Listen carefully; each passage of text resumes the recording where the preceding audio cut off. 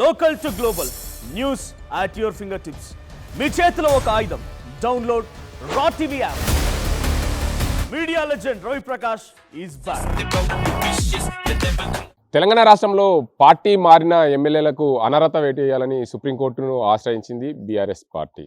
ఇటీవల కాలంలో సుప్రీంకోర్టు కొన్ని తీర్పులు ఇచ్చింది. కొన్ని రాష్ట్రాలకు సంబంధించి పార్టీ మారిన ఎమ్మెల్యేని అనర్హత వేటు వేయాలని. అదే కోవలో కూడా తెలంగాణ రాష్ట్రంలో పార్టీలు మారిన ఎమ్మెల్యేలపై అనర్హత వేటు వేస్తారా, లేకపోతే అసలు తెలంగాణ రాష్ట్రంలో ఉప ఎన్నికలు వస్తాయా అనే అంశానికి సంబంధించి బీఆర్ఎస్ పార్టీ సీనియర్ నాయకుడు, నిజామాబాద్ రూరల్ మాజీ ఎమ్మెల్యే, బాన్స్వాడ ఇన్ఛార్జ్ బాజిరెడ్డి గోవర్ధన్ ఉన్నారు. సార్ చెప్పండి, తెలంగాణ రాష్ట్రంలో ఉప ఎన్నికలు వచ్చే అవకాశాలు ఉన్నాయి. అసలు ఏంది, కాంగ్రెస్ పార్టీలో అధికారం కోసమే జాయిన్ అయ్యారా బీఆర్ఎస్ పార్టీ నేత?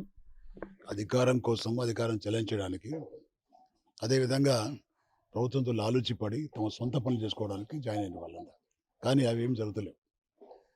ఏదో ప్రజలకు చేసిన డెవలప్మెంట్ నిధులు రావడం లేదనో, లేకపోతే బిల్స్ రావడం లేదని ఒక వంక పెట్టిపోయింది తప్ప వాళ్ళ స్వార్థం కోసం పోయిన వాళ్ళు.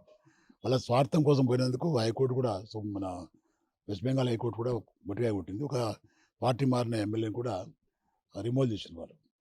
అదే రీతిన డెఫినెట్గా 10 మంది ఎమ్మెల్యే అవుతున్నారో 10 మంది ఎమ్మెల్యే కూడా అదే శిక్షగా పడబోతుంది. ఎందుకంటే రేవంత్ రెడ్డి గారి అధీనంలో ఉన్నటువంటి అసెంబ్లీకి స్పీకర్ ఉన్నటువంటి స్పీకర్ గారు, ఆయన ప్రభుత్వం ద్వారా వచ్చే ఒత్తిడిని కానీ, మరి అదేవిధంగా సుప్రీంకోర్టు ద్వారా ఒత్తిడిని తట్టుకోలేకపోతున్నాడు. ఆయన డిసిషన్ తీసుకుందామంటే పార్టీ కోపం, ప్రభుత్వానికి కోపం. డిసిషన్ తీసుకుంటే మరి ఇట్లా ఇబ్బందులు పాలవుతుంది. కాబట్టి డిసిషన్ తీసుకుంటేనేమో ప్రభుత్వంతో ఇబ్బంది, తీసుకోకపోతేనేమో సుప్రీంకోర్టుతో ఇబ్బంది. ఈ విధంగా సతమతం అయితే ఉన్నాడు. తర్వాత సందిగ్ధ అవసరం ఉన్నాడు. అది కరెక్ట్ కాదు. ఒక హైకోర్టు ఇచ్చిన తీర్పును, సుప్రీంకోర్టులో మన కేసు ఉంది కూడా అక్కడ, దానికంటే సుప్రీంకోర్టు కూడా హెచ్చరిక చేసింది ఎవరికి, స్పీకర్ గారికి. వచ్చే నూతన సంవత్సరం జైలు చేసుకుంటావా, ఇంటర్వ్యూ చేసుకుంటావా అని. అంతకంటే పెద్ద హెచ్చరిక ఎక్కడ లేదు. ఈ దేశంలోనే పార్టీ మారినటువంటి ఎమ్మెల్యేల గురించో, ఎంపీల గురించో కామెంట్ చేసింది నేను అనుకుంటా ఈ దేశ చరిత్రలో ఫస్ట్ టైం కావచ్చు. ఇప్పటికైనా కళ్ళు తెరుచుకొని స్పీకర్ గారు వాళ్ళు రిమూవల్ చేసేసి, వాళ్ళ అనర్హత ప్రకటించేసి బై ఎలక్షన్కి వెళ్తే బాగుంటుందని నా ఉద్దేశం. ఎందుకంటే మొన్న మన బీఆర్ఎస్ పార్టీ ఎమ్మెల్యే గారు చనిపోయాడు. ఆ ఎలక్షన్ మనం చూసాం, బై ఎలక్షన్. ఆ ఎలక్షన్లో చేయనటువంటి అవినీతి లేదు. ఎందుకంటే విపరీతమైన డబ్బులు, అదేవిధంగా ప్రెషర్, బెదిరింపులు, మీ పెన్షన్ తీసేస్తామని, మీ స్కాలర్షిప్ రాకుండా చేస్తామని, ఈ విధంగానే కాకుండా మళ్ళీ డబ్బులు లాక్కుంటామని, ఈ విధంగా చాలా రకాలుగా చీరలు వంచి, డబ్బులు వంచి, అది గెలుపు అంటే గెలుపు కాదు, దొంగ ఓట్లు వేయించుకొని గెలిచిన వాళ్ళు. కానీ ఈ 10 మంది ఏవైతే అనర్హత ప్రకటిస్తే ఈ ఎమ్మెల్యేస్ మీద, ఆ విధంగా జరగదు. ఎందుకంటే గ్రామీణ వ్యవస్థ ఇది. ఇక్కడ ఎవరు బెదిరించేటోడు బెదిరిస్తే పడేవాడు ఉండడు. తప్పకుండా 10 అసెంబ్లీ స్థానాలు బై ఎలక్షన్ రాబోతున్నాయి. డెఫినెట్గా బీఆర్ఎస్ పార్టీ గెలవబోతుంది. స్థానిక ఏదైతే బీఆర్ఎస్ పార్టీ అనర్హత వేటు వేస్తే ఆ ఎమ్మెల్యేలకు సంబంధించి ఆ ప్రభుత్వము ఇప్పటికే ఉప ఎన్నికలు వెళ్ళింది. కాంగ్రెస్ పార్టీ బాన్స్వాడ నియోజకవర్గం ఉప ఎన్నికలు వచ్చే అవకాశాలు. మీరు బాన్స్వాడ ఇన్ఛార్జిగా ఉన్నారు. బాన్స్వాడలో పరిస్థితి ఎలా ఉంది? బాన్స్వాడ పరిస్థితి ఎట్లా ఉందంటే, బాన్స్వాడ యాక్చువల్లీ స్పీకర్ గారు నిర్ణయం తీసుకోకముందే నైతిక విలువలు ఉంటే పూజారి శ్రీనివాసరెడ్డి రాజీనామా చేయాలి. ఎందుకంటే అంత పెద్ద వయసులో అబద్ధాలు మాట్లాడి ప్రజలను మోసం చేసి ఎప్పుడైతే పార్టీ మారిండో, ఆ వ్యక్తి కొంచెమని ఇంగిత జ్ఞానం ఉంటే రిజైన్ చేయాలి. పోటీ చేస్తారా చేయడం అది వేరే విషయం. కానీ చేస్తే ఆయనకు కొంచెం గౌరవం ఉంటుంది. లేకపోతే ప్రజలు చిత్కరిస్తున్నారు. బాన్స్వాడ ప్రాంతంలో ప్రజలు ఆ వ్యక్తిని చూసి చిత్కరిస్తున్నారు. Even though with in the పార్టీలో ఉన్నటువంటి వ్యక్తులు కూడా చీకొట్టుకున్నాయి ఆయన. కాబట్టి డెఫినెట్గా బాన్స్వాడ కూడా బై ఎలక్షన్ వస్తే తప్పకుండా నమ్ముతున్నాం. దానికి మేము సన్నాహకం చేస్తున్నాం. మేము తప్పకుండా ఆ సీట్ మేము గెలుస్తాం. ఎందుకంటే ప్రజలు బీఆర్ఎస్ పార్టీ తరఫున ఉన్నారు. ప్రజలు కోరుకుంటున్నారు కూడా. ఈ ప్రభుత్వం వచ్చి 2 సంవత్సరాలు అయినా వారు ఇచ్చిన వాగ్దానాలు పక్కన పెట్టినారు. కానీ కేసీఆర్ ఇచ్చినటువంటి వాగ్దానాలు కూడా అమలు చేయడం లేదు. రైతు బంధు కానీ, రైతు భరోసా కానీ, మరి వారు ఇచ్చే 4,000 పెన్షన్ వాళ్ళు ఇచ్చే హామీ అది కూడా లేదు. ఏదో ఎలక్షన్ వస్తే చీరలు పంచడము, ఎలక్షన్ వస్తే బోనస్ ఇవ్వడము, ఇది తప్ప వేరే పని లేదు. కాబట్టి ఇంకా అది కాకుండా డబ్బులు లేవని కాదు, డబ్బులు ఉన్నాయి, దోపిడీ చేస్తున్నారు. ఎట్లా దోపిడీ చేస్తున్నారంటే, ఇప్పుడు మొన్ననే చెప్పాడు మా కేటీఆర్ గారు, 5 లక్షల కోట్ల కుంభకోణం చేయాలనుకుంటున్నారు. గతంలో నేను చూసిన ఇండస్ట్రియల్ పాలసీ. ఆ పాలసీ ఏంటంటే, ఎప్పుడైతే గత కాలంలో సిటీకి దగ్గరగా ఈ ఫార్మస్యూటికల్ ఇండస్ట్రీస్ ఉన్నప్పుడు అప్పుడు పొల్యూషన్ తక్కువ ఉండే కాబట్టి ఇచ్చారు అప్పుడు. ఇప్పుడు సిటీ మధ్యలో అయిపోయినాయి కాబట్టి అవి ఒకవేళ దాని ఓనర్ తీసుకోవాలనుకుంటే 30% 50% ల్యాండ్ తిరిగి గవర్నమెంట్కి ఇచ్చి మిగతా పట్ట చేసుకోవచ్చు, వాళ్ళు దాన్ని రిజిస్టర్ చేసుకోవచ్చు.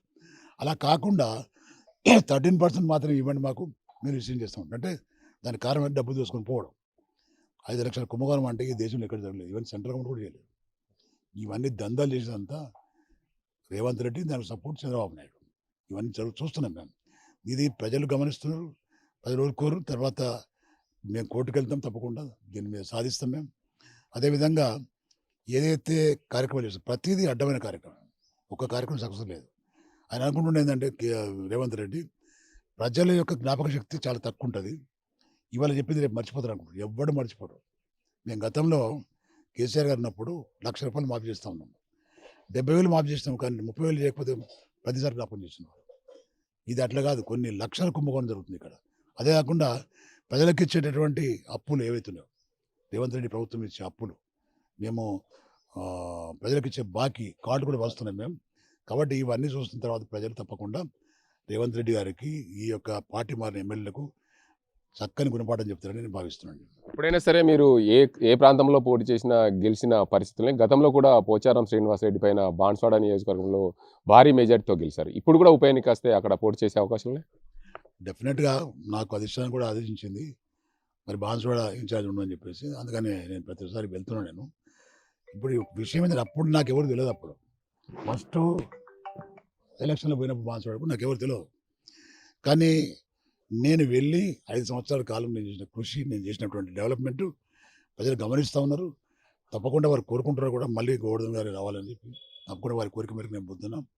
మరి ఇప్పుడు నేను చూస్తున్నా కేవలం పోచారం శ్రీనివాసరెడ్డి చేసే దందాలు ఏంటంటే, కొడుకులు చేసే దందాలు, ఇసుక మాఫియా, గ్రావెల్ మాఫియా, తర్వాత కంక్రీట్ మాఫియా, డెవలప్మెంట్ మొత్తం వాళ్ళే చేయడము, కమిషన్లు వాళ్ళకి అవసరం లేదు, మొత్తం డెవలప్మెంట్ డబ్బులన్నీ వాళ్ళే తీసుకుంటారు. ఇవన్నీ చేయడం కాకుండా ఇంకో పెద్ద కుంభకోణం ఏంటంటే, గ్రామాలలో అయితే కేసీఆర్ గారు ఇచ్చినటువంటి హౌసింగ్ ఉందో, ఇళ్ళ స్కీమ్ ఉందో, ఆ ఇళ్ళ స్కీమ్లు కూడా దాని పెద్ద మాఫియా నడుస్తుంది. దానిలో ఏవైతే ఒక ఊర్లో 100, 60, 100, 20 ఇచ్చారు అనుకోండి, కనీసం 20 ఇళ్ళ పైసలు మేసిన కొడుకులు, ఇంక్లూడింగ్ అధికారులు కూడా, అధికారులు, నాయకులు అండ్ అక్కడ నుండి చూడమూడ నాయకులు. ఒక్క గ్రామంలోనే 80 లక్షల కుంభకోణం జరిగింది. మొత్తం గ్రామాల్లో చూస్తే కొన్ని 100 కోట్ల కుంభకోణం జరిగే పరిస్థితి ఏర్పడింది. కాబట్టి తప్పకుండా మేము గెలిచిన తర్వాత వాళ్ళు ఏదో వదిలిపెట్టాం. ఏవైతే పనులు జరుగుతాయి, పనులు కూడా నాసిరకం పనులు, ఈవెన్ చెక్ డ్యామ్స్ కట్టినాం అప్పుడు మేము ఉన్నప్పుడు. నేను అనుకుంటున్న ఫ్యూచర్లో చెక్ డ్యామ్ కూడా వీలు చేస్తాము ఇసుక కోసం అనే భావన కలుగుతుంది. ఎందుకంటే గతంలో ఇప్పుడు వీలు చేస్తున్న కొడుకు ఇసుక కోసం అట్లా జరగవచ్చు ఈ కాంగ్రెస్ పార్టీ హయాంలో. అది తప్పకుండా జరిగే పరిస్థితి ఉంది. కాబట్టి అది జరగకుండా మేము చూస్తాం. ఎవడు ఏం చేసినా, తప్పులు చేసినా ఈ ప్రభుత్వంలో, మా ప్రభుత్వం వచ్చే తర్వాత వదిలిపెట్టే పరిస్థితి లేదు. అధికారులు కూడా చెప్తున్నాం, అధికారులు కూడా గుడ్డిగా నమ్మి వాళ్ళ ఆదేశాలను పాటిస్తే ఎక్కడికి ఊరికి రాష్ట్రంలో ఉంటారు వాళ్ళు, వాళ్ళకు కూడా తగిన విధంగా మేము శిక్షణ ఇస్తాం. కాంగ్రెస్ పార్టీ బీసీల కోసం 42% రిజర్వేషన్ ఇస్తామని చెప్పి ఎన్నికలకు పోతామని చెప్పి, కానీ ఇప్పుడు ప్రభుత్వం అయితే ఏదైతే దానికి సంబంధించిన కోర్టు తీర్పు మేరకు గతంలో ఉన్న రిజర్వేషన్ల ప్రకారమే ఎన్నికలు జరపాలని నిర్ణయించింది. కానీ బీసీల కోసం కొంచెం కమిటీ వేసింది, బీసీలకు రిజర్వేషన్లు పెంచుతామని. కానీ ఎక్కడ కూడా రిజర్వేషన్ పెంచిన దాఖలాలు 1-2 గ్రామ పంచాయతీలు తప్ప. రేవంత్ రెడ్డి గారికి పెదాల మీదనే ప్రేమ, బీసీలు అంటే హృదయం నుంచి ప్రేమ లేదు. ఇవాళ రిజర్వేషన్ చూస్తున్నాం మనం. రిజర్వేషన్స్ కొన్ని జిల్లాలలో 18%, 17%, కొన్ని జిల్లాలో 2-3 జిల్లాలో 25%, 24%. 50%లో నువ్వు మించకుండా ఇస్తామని అన్నావు కాబట్టి కోర్టు ద్వారా, దానిలో వీళ్ళ పర్సంటేజ్, మైనార్టీ కూడా దీనిలో వస్తారు, బీసీలు అన్ని కులాల వాళ్ళు దీనిలో వస్తారు. వీళ్ళ సంఖ్యనే 50% ఉన్నప్పుడు నువ్వు ఇచ్చే పరిస్థితి 25% మాత్రం ఇస్తున్నాను. కాబట్టి నేనేమంటున్నా అంటే ఇవన్నీ మోసం, ప్రజల్ని మోసం చేసి గద్దెనెక్కాలా అనే ఉద్దేశం తప్ప వేరేం లేదు. బీసీల కానీ కూడా చేసింది ఏం లేదు. ఎవరిని అపాయింట్ చేసినా అగ్ర కులాలను చేస్తున్నాడు, ఎవరు బీసీలు లేడు. కాబట్టి ఆయన హృదయంలోనే అది ఉంది. ఆయన ఎప్పుడు కూడా అంటాడు, మేము పరిపాలించే వాళ్ళం, మేము మిగతా వాళ్ళంతా పరిపాలింపబడే వ్యక్తులు అంటారు. ఆయన హృదయం లేదున్నా చేస్తున్నాడు ఆయన. కానీ ప్రజలు బీసీలు కానీ, ఎస్సీలు కానీ, ఎస్టీలు కానీ, మైనార్టీలు కానీ కళ్ళు తెరవాలి. ఇవన్నీ ఎన్ని రోజులు మోసం చేస్తుంది కాంగ్రెస్ ప్రభుత్వం. అవన్నీ తెలుసుకొని మరి తగిన గుణపాఠం చెప్పాలని నేను కోరుతున్నాను. స్థానిక సంస్థల ఎన్నికలకు రేపటి నుంచే నామినేషన్లు దాఖలవుతున్నాయి. సర్పంచ్ గ్రామంలో మొదటగా ప్రథమ పౌరుడు సర్పంచ్. మీ బీఆర్ఎస్ పార్టీ నుంచి సర్పంచ్ను ఎలా ఉండబోతుంది? నేను ఒకటే అనుకుంటున్నా, కొంతమంది న్యూట్రల్స్లో పెడతారు, న్యూట్రల్స్ ఎటు పోతారు. వాళ్ళు న్యూట్రల్స్ ఏంటంటే ఏ ప్రభుత్వం ఉంటే ఆ ప్రభుత్వం గెలుపుతుంది, పనులు కావాలని ఉద్దేశంతో. కానీ మా వాళ్ళు అది ప్యూర్గా ఉంటారు, వాళ్ళు మాత్రం ఉంటారు. రేపు పొద్దున ఈ ప్రభుత్వంతో పోరాటం చేస్తారు, ఎమ్మెల్యేతో పోరాటం చేస్తారు, ఎవరన్నా పోరాటం చేస్తారు. వాళ్ళు అలాంటి వ్యక్తులను ఎన్నుకునే ప్రయత్నం చేస్తాం. అలాంటి వారికి ఓటేయమని చెప్తాం మేము.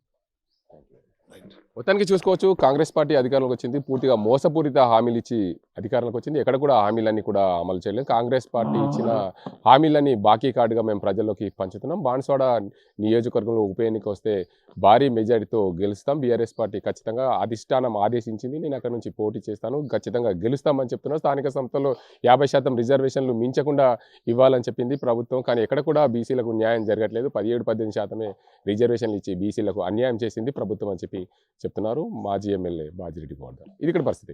అజింతో గంగారెడ్డి, RTV నిజాం. చరిత్ర సృష్టించినోడు ఇప్పుడు ఆ చరిత్రని తిరగరాయబోతున్నాడు.